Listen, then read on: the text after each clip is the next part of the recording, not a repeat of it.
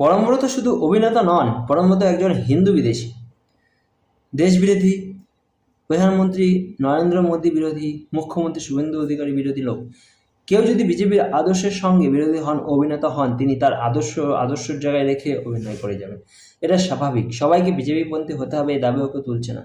এরকম অনেকে আছে, তারা স্বাভাবিকভাবে কাজ করছেন, ভবিষ্যতে করে যাবে। তাহলে পরমব্রত কোথায় আলাদা? দেশ জুড়ে ভারত বিরোধী, হিন্দু বিরোধী প্রধানমন্ত্রী নরেন্দ্র মোদীর যে আন্দোলন, সেই আন্দোলনে পশ্চিমবঙ্গের গুরুত্বপূর্ণ অংশ পরমব্রত ও গ্যাং।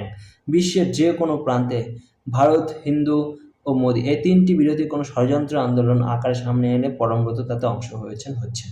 প্রমাণ চাই? অনেকদিন আগেই ডিপ স্টেট অগণতান্ত্রিকভাবে জেনজি আন্দোলন করে ভারত সরকার উপরে ফেলতে চাইছে। বারবার সেই চেষ্টাকে অসফল করছে ভারতের জনতা, গোয়েন্দা সংস্থা ও বাহিনী। সম্প্রতি এই ডিপ স্টেটের নতুন প্রতিষ্ঠাটির নাম হলো ককরোচ জনতা পার্টি। ডিপ স্টেটের টাকায় আমেরিকার এটি তৈরি হয়েছে ভারত সরকার ফেলে দেওয়ার চেষ্টায়। সোশ্যাল মিডিয়া ছাড়া এদের অস্তিত্ব নেই এখনো। শ্রীলঙ্কা, বাংলাদেশ, নেপালের মতো সোশ্যাল মিডিয়া থেকেই এর যাত্রা শুরু হয়েছে। কয়েক ঘন্টায় এই ককরোচ জনতা পার্টির ইনস্টাগ্রাম পেজটি 9 মিলিয়ন ফলোয়ার পেয়েছে, যার বড় অংশ ফেক ও বিদেশি ফলোয়ার। তবে মজার বিষয় কি জানেন?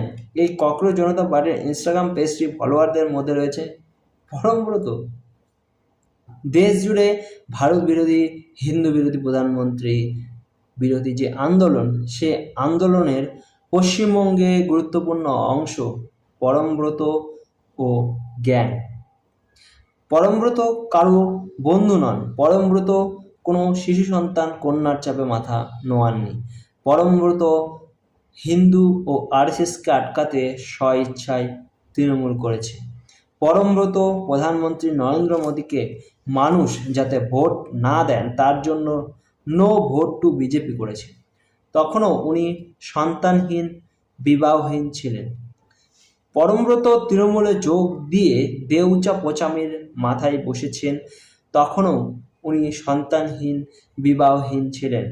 2021 2 মে যখন পশ্চিমবঙ্গে হিন্দুদের বাড়ি জ্বলছে, হিন্দু মেয়েরা ধর্ষিত হচ্ছে, তখন পরমব্রত উৎসবের মেজাজে সেই ঘটনাগুলো সেলিব্রেট করে রগরানি দিবস পালন করছিলেন।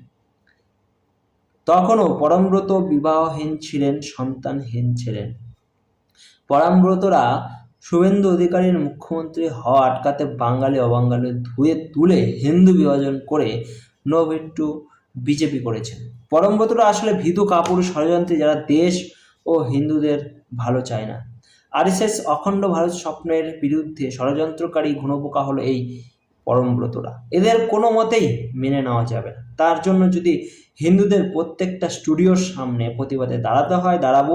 হিন্দুরা 450 বছরের লড়াই লড়ে রাম মন্দির ছিনিয়ে এনেছে, প্রয়োজনে আবার আন্দোলন করবে। কোনো মোহাম্মদ ঘুরিকে মাপ নয়।